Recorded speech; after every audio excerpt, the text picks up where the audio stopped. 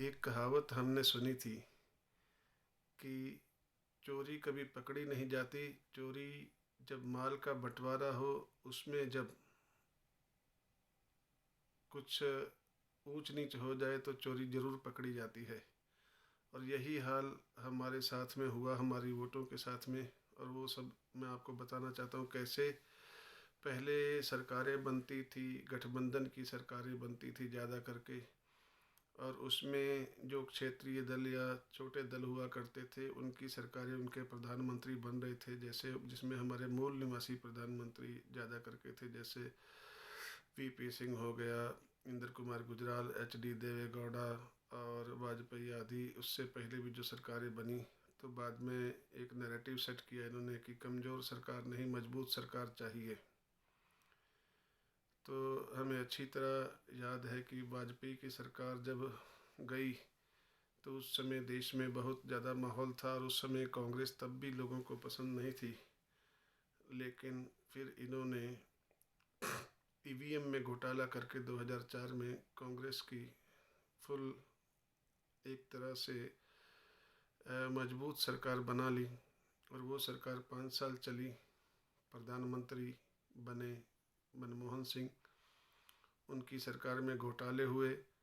और फिर भी उसके बाद भी 2009 में कोई कांग्रेस को नहीं चाहता था, लेकिन फिर भी कांग्रेस आ गई। तो मीडिया ने इसका श्रेय दिया कि यह कांग्रेस के मनमोहन सिंह की जो जो उन्होंने आर्थिक बदलाव किए हैं उसके कारण सरकार विजेता हुई है, और भ्रष्टाचार के और उनके तमाम आरोपों को नकार दिया गया।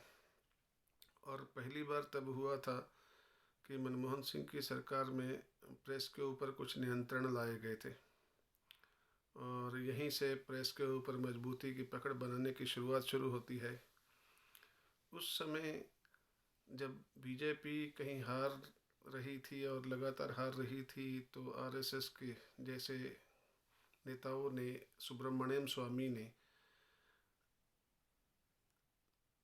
सुप्रीम कोर्ट में एक रिट दाखिल की थी ईवीएम के संबंध में। और ईवीएम की चोरी को उस समय ये हो भी गया था कि ईवीएम से फ्री एंड फेयर और ट्रांसपेरेंट इलेक्शन नहीं हो सकते। तो उस समय कांग्रेस ने क्या किया कि आरएसएस के पास गए और उनसे एक समझौता किया। तो वो बोले, भाई चलो तुम 5 साल के लिए सरकार वो बना लो, लेकिन ईवीएम के खिलाफ मत बोलना। क्योंकि वो बोले, तुमने 10 साल सरकार चलाई ईवीएम की मदद से, तो हम भी 10 साल सरकार चलाएंगे। इस प्रकार इनका आपस में गुप्त समझौता हुआ कि ना ईवीएम के खिलाफ तुम बोलोगे, ना ईवीएम के खिलाफ हम बोलेंगे। ऐसा होने से 2013 में और 2019 में सबने देखा है कि कांग्रेस और उसके सहयोगी दल, ना उन्होंने मोदी का कोई विरोध किया, न चुनाव ढंग से लड़े। और इस प्रकार 2 बार मोदी की सरकार जीत गई ईवीएम की। अब ईवीएम की ये जो ईवीएम के ऊपर यानी माल के बंटवारे के ऊपर यानी सरकार के ऊपर में बनाने के लिए झगड़ा जब हुआ, तो यह बात हमारे मूल निवासी लोगों की ध्यान में आई, हमारे मूल निवासी लोगों के, हमारे मूल निवासी लीडरों के ध्यान में आई। जैसे हमारे वामन मेश्राम साहब हैं और हमारे जितने भी लोग हैं जो ईवीएम के खिलाफ बात करते हैं, उनके निगाह में जब ये बात आई तो उन्होंने ईवीएम के खिलाफ आवाज़ उठाना शुरू किया। लेकिन हालत ये है कि जिसको हम विपक्ष समझते हैं, असल में वो भी चुप है।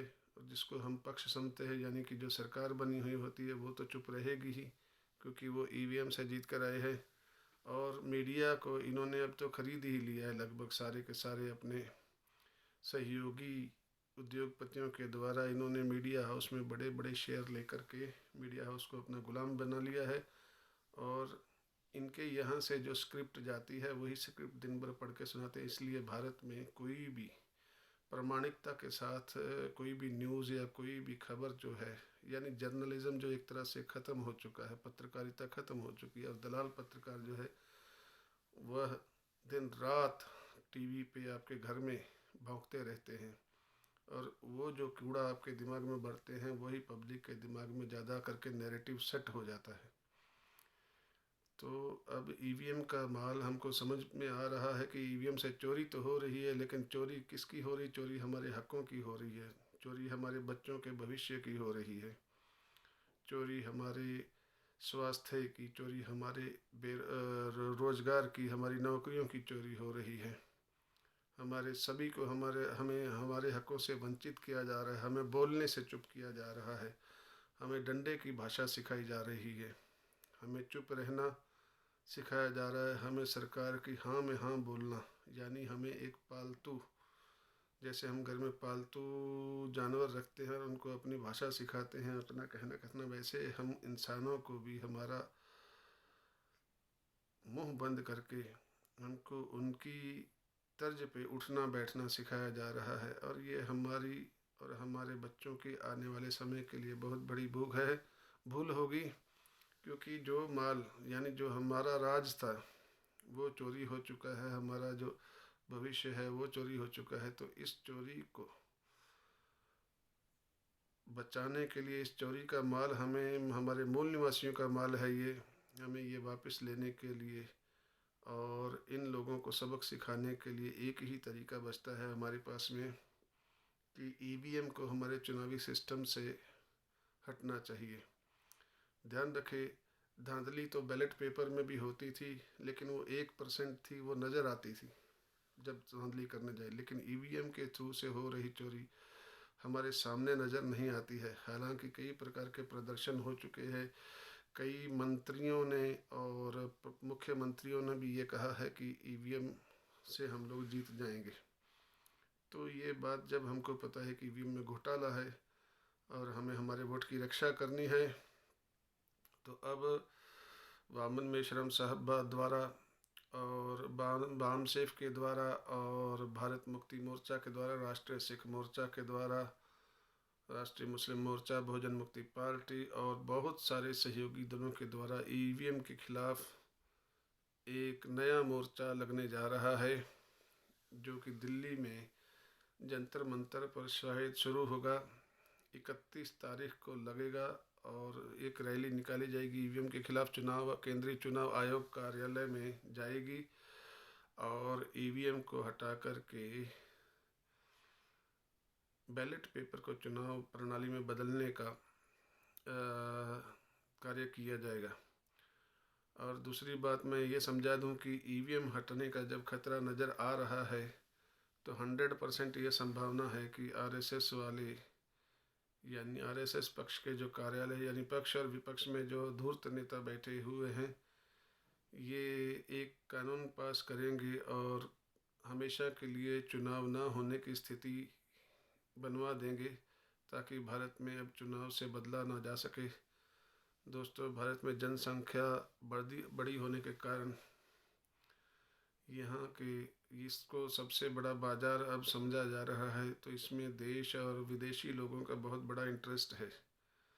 तो हमारे जो इंटरेस्ट हैं वो उसके अनुसार राज हमारा होना चाहिए, पर हमारे लोग राज नहीं कर रहे हैं, इनके ऊपर विदेशी लोग राज कर रहे हैं और विदेशी शक्तियाँ अपने ढंग से हमारा सिस्टम को तब्दील करने में भी सफल हो रही हैं और हमारे लोगों का मत जो है वह सोशल मीडिया से हटाया जा रहा है। हमारे लोग जो बोलते हैं, जो कोई बोलने वाला है उसे या तो मरवा दिया जाता है या उसे कैद करके जेल में डाल दिया जाता है। तो लोगों की आवाज़ उठाने वाले बंद किए जा रहे हैं, जो अकेले अकेले लड़ रहे हैं वो मार खा रहे हैं, उनको कहीं डिब्रूगढ़ तो कहीं और कहीं जेलों में बंद किया जा रहा है। पंजाब में तो अचानक से पत्रकारों को भी उठा रहे हैं, सोशल मीडिया वाले और सबको उठा रहे हैं और मार रहे हैं, जुल्म कर रही है आम आदमी की सरकार। और बाकी देश विदेश में तो ये हालत है ही है, जहाँ की भी सरकारों को देख लो, आदिवासियों को अलग पीटा जा रहा है, जाटों को अलग पीटा जा रहा है, सिखों को अलग पीटा जा रहा है, मुसलमानों के तो और भी बुरे हालात हैं, मॉब लिंचिंग और ये सब किया जा रहा है। क्रिश्चियनों को भी जब दम मार दिया जाता है, कहीं पे क्षेत्रीयवाद के नाम से लड़ा जाता है, कहीं पर जातिवाद के नाम से लड़ा जाता है। और वहाँ के सरकारें, जैसे कि आसाम में चला, आपने देखा कि बहुत दिन के बाद में अगर वीडियो सामने आए तब सरकारें ने थोड़ा बहुत काम किया, नहीं तो असम आज, मणिपुर आज भी जल रहा होता। तो एनआरसी, सीएए इस प्रकार से हमारा वोट हथिया लिया गया है, ईवीएम से हमारा वोट हथिया लिया गया है। हम सबका भी ये हक बनता है कि वापस से हमें फांसी ना चढ़ना पड़े, वापस से हमें बम गोली और बंदूक लेकर के आज़ादी की लड़ाई ना लड़नी पड़े। आज़ादी की लड़ाई लड़ने का फ़िलहाल एक ही तरीका आपके सामने है कि ईवीएम हटाओ, देश बचाओ, संविधान बचाओ। अगर आपने संविधान को और अपने वोट के हक को 2024 में बचा लिया, ईवीएम से वोटिंग न होने दी, तो बहुत हद तक संभव है कि हम बहुत बड़ी खबारी से बच जाएंगे। तो उससे बचने के लिए आओ चलते हैं 31 जनवरी 2024 को जंतर मंतर पर दिल्ली में जहाँ भी कॉल दिया जाएगा वहाँ पर इकट्ठे होइए और ईवीएम के विरोध में एक बड़ा महामोर्चा निकाला जा रहा है। आप सभी को शामिल होना है और अपने घर बार, अपना कामकाज छोड़कर अपने बच्चों की भविष्य की खातिर इसको एक इन्वेस्टमेंट समझिए।